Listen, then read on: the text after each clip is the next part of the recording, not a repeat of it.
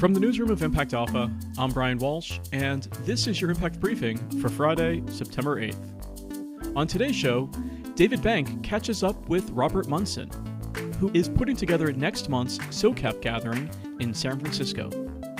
But first, here's what you need to know from this week in Impact Investing.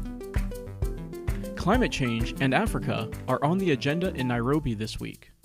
Africa Climate Week kicks off the fall schedule of climate meetings, leading to COP28 in the United Arab Emirates in December. While renewable energy financing is commonplace in many regions, it is just coming to Africa. So reports Impact Alpha's Jessica Pothering and Lucy Ngigi from Nairobi. Catch their full report on impactalpha.com. Impact fund managers are scaling up to absorb and deploy capital. This month's list of open impact funds included 5 managers raising 9-figure funds. Farmland LP is raising $250 million to speed the conversion of farmland to certified organic. On the smaller size, the Decarceration Fund is looking to raise up to $25 million to back between a dozen or more early-stage ventures in what is becoming known as justice tech. The companies are focused on reducing individuals' entry into the criminal justice system and increasing successful transitions out. And the race is on for climate-friendly jet fuel.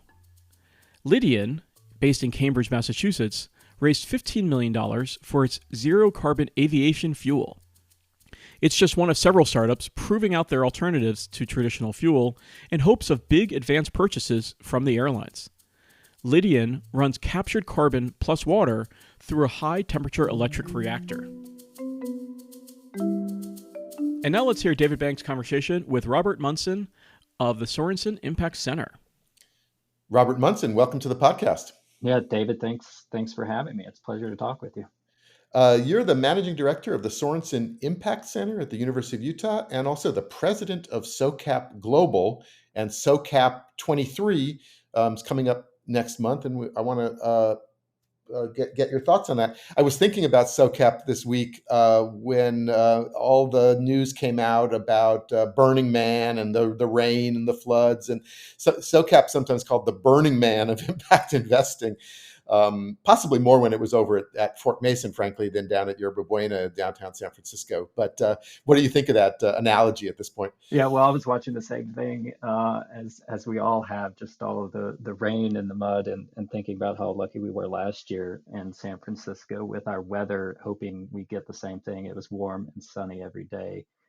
But yeah, look, the origins of SOCAP are radical. I mean, 15 years ago, it was a band of highly intelligent, fed up people who got together and, sort of untethered by the norms of capitalism, wanted to start a movement. And that's appropriate, right, to San Francisco. And it's the reason why we're still there and why we still have those conversations. I think it's important to remain focused on the future. I think it's important to still be a home to new and, yes, radical notions of what we should be in our world. We combine that now with, the mainstreaming of impact. We combine that with executing and scaling, not just ideating. So we're evolving with the field. You have an interesting perspective coming into this long history of working in strategic communications and marketing. You can tell us about the background, but you don't come from impact investing per se or this movement. So I'm kind of interested in what you've learned in the couple of years you've been running the Sorenson Impact Center, and what your sort of outsider perspective might be.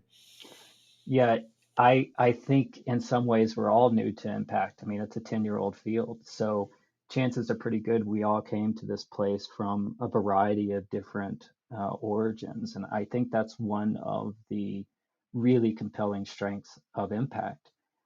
We're not a homogenous group. We don't all come from the same place in the same professional vertical.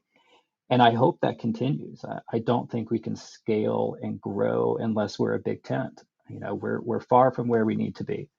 And we're not going to get there unless we're a welcome place for people from all backgrounds. And that was true for me. My background is in politics and sports. those are not exactly fields that are known for being centered on wellness and for the planet and for people. Um, but the evolution for me has always been finding and identifying a North Star, which is about having an impact beyond the four walls of the organization in which I work. That's kind of a frustrating thing these days. It's hard to find that in our society. Impact is a place where you can find that. There's more than hope. There's more than just a dream.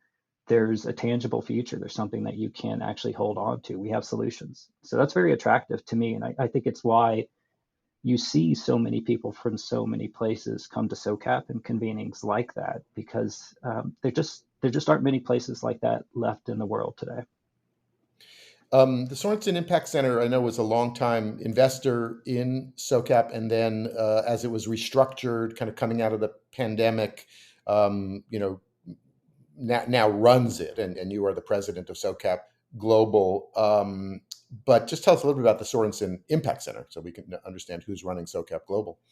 Yeah, so the Sorenson Impact Center grew out of one of the nation's first student venture funds at the University of Utah, which started roughly 15 years ago. And then Jim Sorenson, who you know and many know in the field as a pioneer in impact, endowed that program about a dozen years ago. And out of that grew this multi-dimensional consultancy, research, and training center, now known as the Sorenson Impact Center. Today, we really focus on helping clients move capital to impact and in training future leaders in impact. And so we have an active academic and student training program, along with a staff of frankly, some of the brightest minds in impact who are innovating alongside our partners and clients around the world. SOCAP was an interesting development for us. It was unexpected. It's not something we were looking at, wasn't something we were looking for. In fact, I was driving home from the office late in 21, I guess it was, and our CEO, Jeff Davis, called me and he said, "What do you think about taking over SOCAP?" And I said, I think I said, "Heck yeah, that'd be amazing. What is the opportunity?" And he said, "I don't really know. There's something there for us. Would you take a look, analyze the opportunity, see if it's something we need to get into?" And it took a while for us to get through the process to really analyze it, but ultimately, as you said, we were able to be, I think, the appropriate partner at the right time for SOCAP to kind of help it get out of a pretty challenging space after the pandemic. What's going to be different this year for folks who are used to maybe the old SOCAP? What's going to be different? Yeah, the pre-pandemic SOCAP, as you said, we're in a different facility now. So we're centered around the YBCA in downtown San Francisco, which has been a wonderful host for us. And we utilize a number of buildings that are all encircle a garden around the YBCA. And in fact, we're adding a new facility this year, the Contemporary Jewish Museum, which is across the street from the YBCA. We made the move for a lot of different reasons, but the number one reason was accessibility. We needed to be more accessible for our audiences. We needed to be more efficient in our operations, and this really allowed us to do that by moving to this new area. And it was really well received last year. David, I was pretty nervous about it. I mean, it had been decided it was moving to the YBCA before we took over, so we didn't really have a choice. But I knew how much people had invested time and resources and just memories into the old facility, and moving to something new was risky. But it worked out. Most, if not all, the feedback we received was really positive. And so we're going to expand on that a little bit this year with some new facilities and some new programming. And tell us about the programming. I know you've gone through a whole process to sort of develop the content this year. Yeah, we have. We've really focused this year on improving our content. We want to be at an elite level with our discussions and our speakers, and so my colleague Michelle Revelo has come in to take over on the content strategy side. And what we ended up doing is I think we have 12 tracks this year, 9 topical and 3 regional. And with each of those tracks, we brought in a curation council. So there's 3 or 4 experts in each of those fields. It's really a who's who of impact. If you go to our website and look at the curation councils, it's an impressive group of people who have volunteered their time to help us do this. And they have worked for the last 6 months in curating and developing content for SOCAP. We'll have expert moderators at each panel, top level speakers, really digging into the content. That's exciting for us. This will be the first year that SOCAP has been a true 3-day conference. So we're going to start Monday morning at 9 a.m. and we're going to end Wednesday night. Monday morning, we'll have something that I'm really, really looking forward to. We're going to have an opening ceremony, an opening land ceremony, and that's going to be brought to us by our partners at Raven Indigenous Fund. We think it's important to recognize where we are in a way that's appropriate. And we think Raven is just going to be an amazing partner to help lead that for us. So we'll start at 9 a.m. Monday, that's new. And then we'll have a big party Wednesday night. And in between, hopefully we will learn a lot, collaborate a lot, and catalyze some innovations. We talked earlier about the big tent, so to speak, and some people talk about sort of the tribes of SOCAP, maybe somewhat similar to the tribes of Burning Man, as we said, but people come at it from different perspectives. I know last year we had a podcast like this from SOCAP itself with Monique Aiken, our contributing editor at Impact Alpha and co-host of the podcast, and also Rodney Foxworth from Common Future at that time, who was on SOCAP's board. And Rodney was saying he really wanted to interrogate impact investing. That one of the reasons for joining the SOCAP board was really to kind of challenge impact investing, and particularly around equity and inclusion, but more broadly around sort of power and control. I wonder whether that theme will thread through this year as well. Yeah, Rodney's an amazing partner and board member for us, and he certainly has pushed us. And I think, I mentioned earlier, it would be comfortable for us to settle in, right, to the mainstreaming of our field. And I don't think that's the role that SOCAP plays particularly well within impact.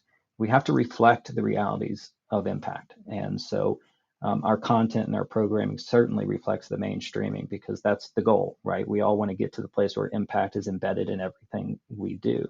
At the same time, we've got to be one of those entities that helps move impact forward.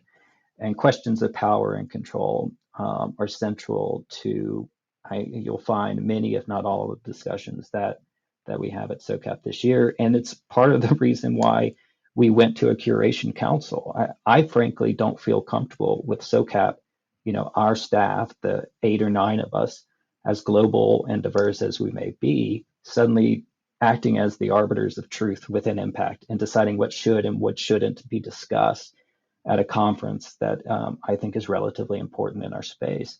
And so by spreading this out to a much larger and much more diverse group of people, I think we're going to get closer to the truth of what we should be talking about. Some of those things we can expect.